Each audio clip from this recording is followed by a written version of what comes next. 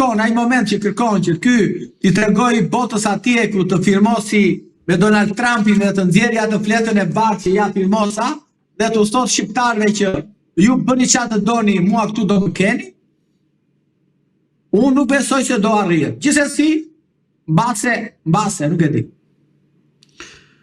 Pra, sipas jush, të gjitha lëvizjet e Shtetet Bashkuara të Amerikës për ta bllokuar Edi Ramën, duke përmendur këtu që në ceremoninë e inaugurimit të rekonstruksionit të katedrales në Paris, ku ai u bllokua për takuar presidentin amerikan Donald Trump, ndryshe nga sa ndodhi me Vjosa Osmanin, apo në konferencën e sigurisë në Munich, ku ai nuk mundi të takoj apo të bëjë foto qoftë me J.D. Vance në këtë rast, apo edhe në shumë raste të tjera për të ardhur deri te rasti i fundit, mos pjesëmarrja e tij në Davos.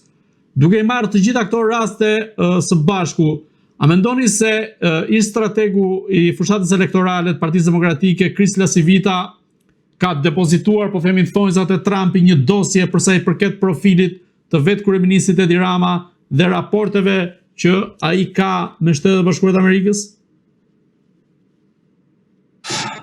Zoti Rama nuk është i panjohur për drejtsinë amerikane, nuk është një personazh që nuk njihet nga drejtësia amerikane. Do ta dim këtë gjë.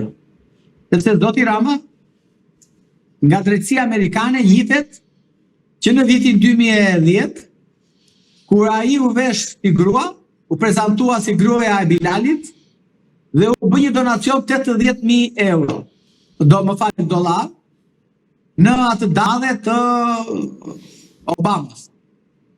Për president Obama kështu me radhë. Pra, ky ka qenë i shkëtuar që atë moment, sepse Bilali, bashorti i Edi Ramës, u dënua dhe FBI hetoi atëre. Drejtësia amerikane hetoi dhe ky kishte emrin në dosje. Pra, ky ka mashtruar.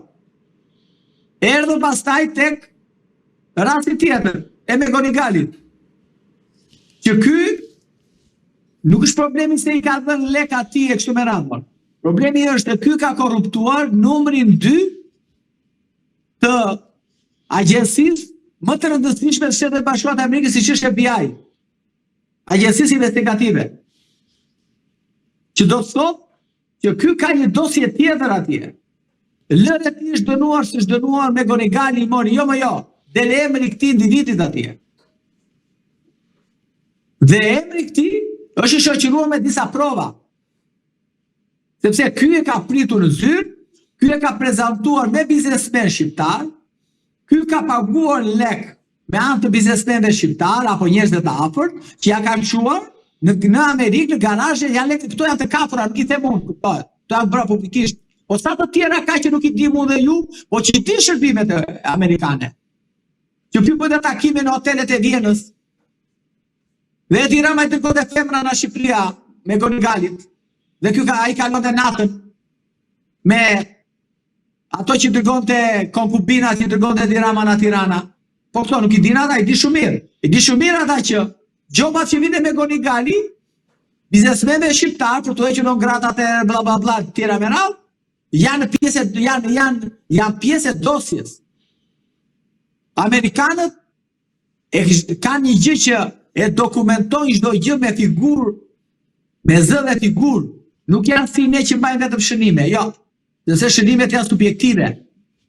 Ata, për të qenë objektiv, e kanë në traditën e tyre, në kulturën e tyre juridike, që çdo gjë të filmojnë dhe të inqizojnë, dhe të fotografojnë, që ta kenë si provë të pakontestueshme.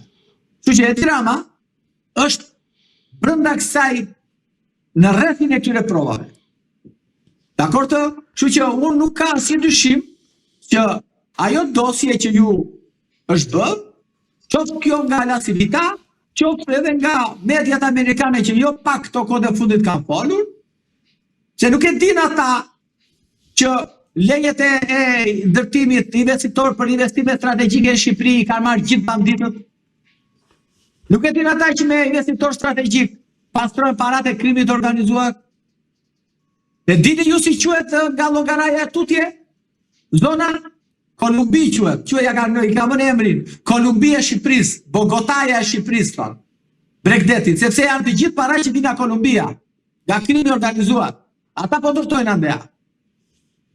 Dhe llogara Ksamil është Kolumbia dhe Meksika e Shqipërisë. Nuk e di kanë. Nuk e di. Ata janë budallë, ku herë këta perandoris. Kuptoni? Ja kjo është. Tani unë e kuptoj propaganda të mbyt dhe propaganda bën njerëzit të dyshojnë edhe tek vetë tyre. Por faktet, provat me zë, figur, audio, video janë atje ku duhet të jenë. Në dorë të investiguesve, të atyre që hetojnë, atyre që cënojnë sigurinë kombëtare të Shtetet Bashkuara, sepse këtu është cënuar siguria kombëtare. Nuk është problemi se ka korruptuar një ish zyrtar, por është cënuar rënd siguria kombëtare e Shtetit Bashkuar. Dhe nuk ka patur të dytë kryeministri në botë, i ke dalë emri në një dosje në SBA, ku të jetë përfshirë në kompromentimin dhe cënimin e sigurisë kombëtare të Shtetit Bashkuar. Nuk ka kryeministër tjetër. Vetëm Edi Rama është, nuk ka tjetër. Më thoni një të dytë. Zoti Cagrani, a mendoni se vajza e Donald Trump, Ivanka Trump, së bashku me bashkëshortin e saj Jared Kushner, do të finalizojnë më tej investimin në Sazan, apo duke parë gjithë ato që po ndodh në jug, nisur nga ajo që thatë ju pak më parë, nuk mund të ndërmarrin një iniciativë të tillë përderisa është një terren i pasigurt për investitorët serioz? Çiko, jemi real.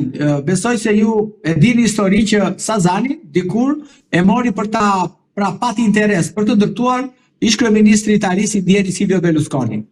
Dhe ju i dini, besoj, kapacitetet që kishte ai njeri për të ndërtuar, sepse vinte nga ajo fushë nga biznesi. Ai e studioi Sazanin dhe arriti në përfundimi që në Sazan nuk investohet.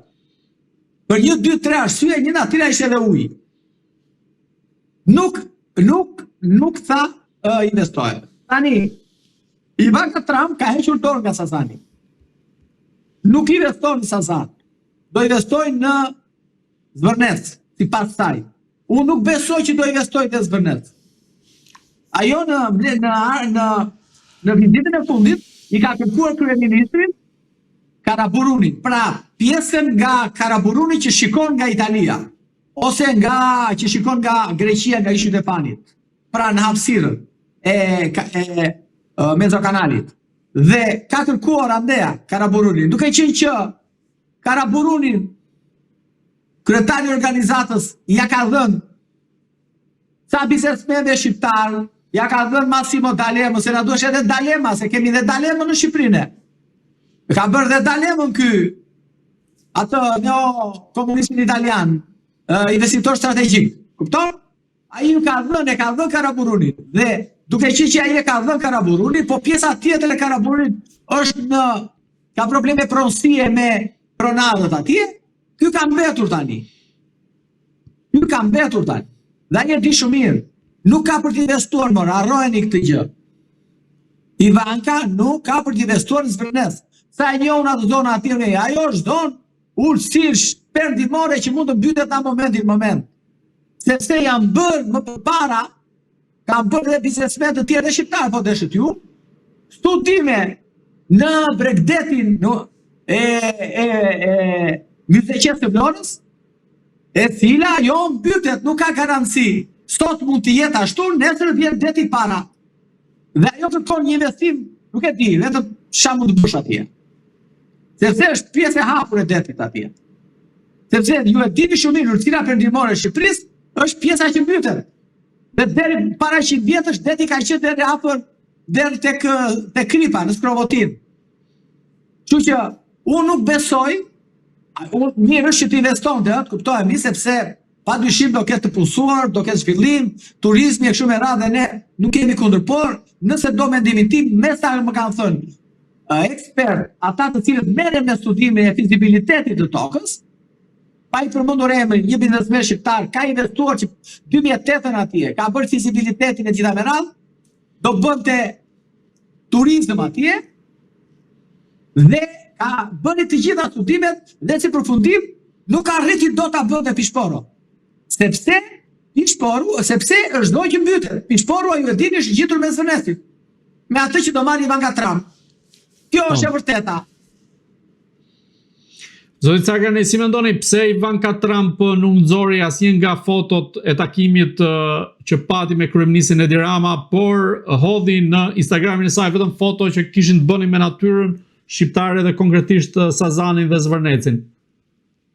Sepse Ivanka Trump nuk erdhi për të takuar kryeministrin. Kryeministri vati e takoi vetë atë. Dhe ajo me sa diun ishte në imbarazo, ishte në vështirësi, thonë shqip. Sepse nuk kisha ardhur për ta takuar kryeministrin, s'kishte punë fare me kryeministrin.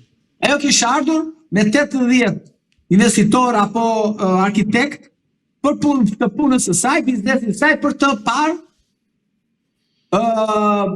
vendin ku do investonte. Nuk isha ardhur fare për çoka ajo politike, prandaj ajo nuk ka hedhur asnjë foto. Se ajo është vajzë e dëgjuar, nuk është njeri i cili e kupton që hedhja e foto me kryeministrin padyshim do krijonte këtu edhe një debat politik, siç është krijuar në fakt. E kështu që ajo preferoi për të thënë palve që shikon ka marrë për biznes, nuk kam lidhje me babain. Se babai saj do ikin nga presidenti perandoris. Do vinë tjetër, po bizneset ajo do t'i vazhdoj. Kjo është historia, sepse ne ngatrojmë biznesin me geopolitikën. Ky është problem shqiptarësh, kupton.